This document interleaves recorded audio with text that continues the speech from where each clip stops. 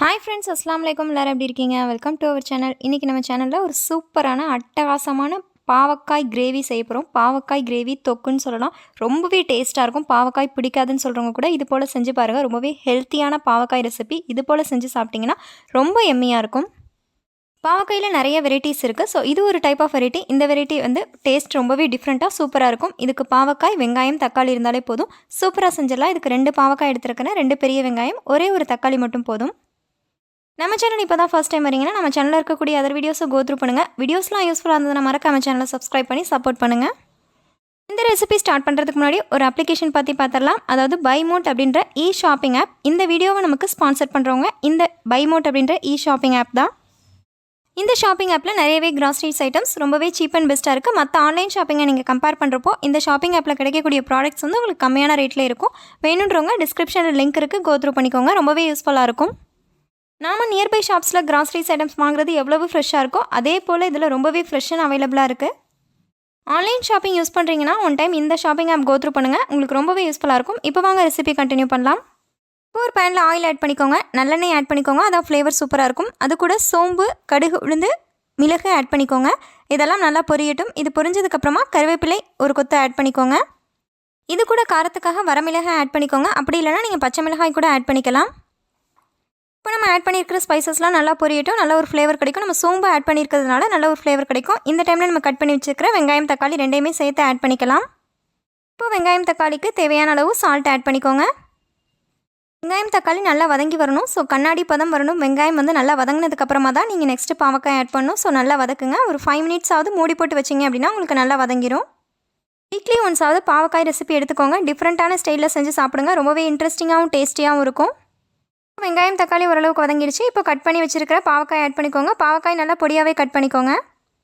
இப்போ பாவக்காய் ஆட் பண்ணிவிட்டு நல்லா மிக்ஸ் பண்ணுங்கள். பாவக்காய், வெங்காயம், தக்காளி நல்லா மிக்ஸ் ஆனதுக்கப்புறமா தான் இதில் மசாலாஸ் ஐட்டம்ஸ்லாம் ஆட் பண்ண போகிறோம். பாவக்காயில் செய்யக்கூடிய அதர் ரெசிபி தெரியணுன்னா நம்ம சேனலில் இருக்குது. வேணுன்றவங்க அதையுமே கோத்ரூ பண்ணிக்கோங்க. நாம் இந்த ரெசிப்பியில் தக்காளி அதிகமாக ஆட் பண்ணலை. ஸோ 2 பெரிய வெங்காயம் அப்படின்னா ஒரு சின்ன தக்காளி போதும். தக்காளி அதிகமாக நீங்கள் ஆட் பண்ணிட்டீங்க அப்படின்னா புளிப்புத்தன்மை இருக்கும். ஸோ பாவக்காய் கூட அந்த புளிப்புத்தன்மை சேர்ந்தால் உங்களுக்கு டேஸ்ட்டும் நல்லா இருக்காது. வெங்காயம், தக்காளி கூட பாவக்காய் நல்லா மிக்ஸ் ஆகிடுச்சு. இந்த டைமில் நம்ம மசாலாஸ் ஐட்டம்ஸ்லாம் ஆட் பண்ணலாம். 2 டேபிள் ஸ்பூன் அளவுக்கு மல்லித்தூள் ஆட் பண்ணிக்கோங்க. அது கூட 1 டீஸ்பூன் கரம் மசாலா ஆட் பண்ணிக்கோங்க. கரம் மசாலா நம்ம ஆட் பண்ணுறப்போ ஃப்ளேவர் நல்லாயிருக்கும், உங்களுக்கு டேஸ்ட்டுமே நல்லாயிருக்கும்.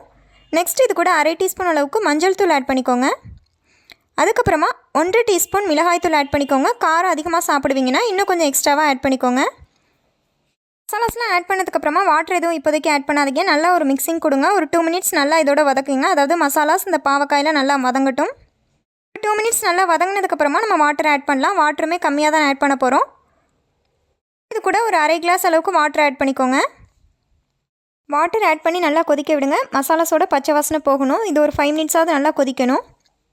நீங்கள் பாவக்காய் அதிகமாக செய்கிறீங்க அப்படின்னா வெங்காயமோட குவான்டிட்டி இன்க்ரீஸ் பண்ணிக்கோங்க. தக்காளி வந்து கொஞ்சம் கம்மியாகவே சேர்த்துக்கோங்க. இந்த கிரேவி நம்ம ஒயிட் ரைஸ் கூட பரட்டி சாப்பிட்டோம் அப்படின்னாலுமே ரொம்பவே ஹெல்த்தியும் கூட. பாவக்காய் வந்து கண்டிப்பாக எல்லாருமே எடுத்துக்கோங்க.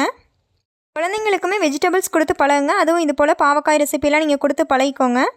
இந்த ரெசிப்பியில் வந்து அதிகமாக உங்களுக்கு கசப்புத்தன்மை இருக்காது. ஒரு டிப்ஸ் சொல்லணும் அப்படின்னா நீங்கள் பாவக்காய் செய்யும் போது ஃபஸ்ட்டே பாவக்காய் கட் பண்ணிவிட்டு அது கூட உப்பு, மஞ்சள் தூள் போட்டு பரட்டி ஒரு 15 மினிட்ஸ் வந்து தண்ணியில் நீங்கள் ஊற வச்சிங்க அப்படின்னா அதோட கசப்புத்தன்மை வந்து உங்களுக்கு போயிடும். எந்த ரெசிபி செஞ்சாலுமே அது போலையும் ட்ரை பண்ணிக்கோங்க. ஒரு 50%க்கு நமக்கு பாவக்காய் வெந்துடுச்சு.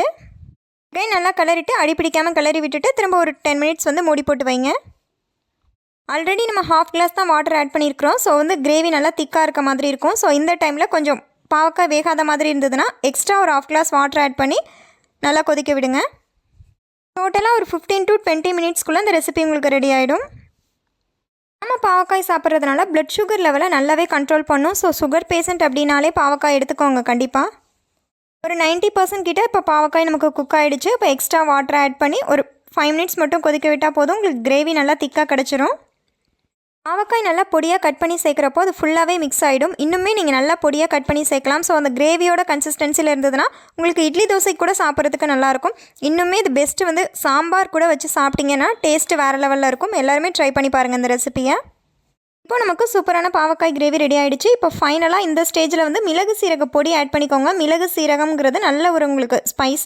இது வந்து நிறைய ஹெல்த் பெனிஃபிட்ஸ் இருக்குது. ஸோ மிளகு சேர்க்கறதுனால உங்களுக்கு நல்ல ஹெல்த் பெனிஃபிட் இருக்குது. ஸோ இதை ஃபைனலாக ஆட் பண்ணுறப்போ இன்னும் ஒரு காரசாரமாக இருக்கும் உங்களுக்கு.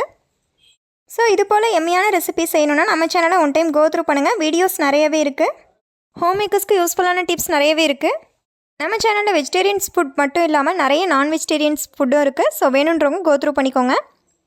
இந்த பாவக்காய் ரெசிபி உங்களுக்கு பிடிச்சிருந்ததுன்னா வீடியோக்கு லைக் பண்ணிக்கோங்க. இந்த வீடியோ யாருக்காவது யூஸ்ஃபுல்லாக இருக்கும்னு நினச்சிங்கன்னா மறக்காமல் ஷேர் பண்ணிக்கோங்க. நம்ம சேனலில் குக்கிங் வீடியோஸ் மட்டும் கிடையாது, அதாவது கேட் உங்களுக்கு பிடிக்கும் அப்படின்னா கேட் வச்சு நிறைய ஃபன்னி வீடியோஸ் இருக்குது. Mini vlogs and motivational videos கூட இருக்குது. வேணுன்றவங்க கோ த்ரூ பண்ணிக்கோங்க. வீடியோஸ்லாம் யூஸ்ஃபுல்லாக இருந்ததுன்னா சேனலை சப்ஸ்கிரைப் பண்ணி சப்போர்ட் பண்ணுங்கள். தேங்க்ஸ் ஃபார் வாட்சிங்.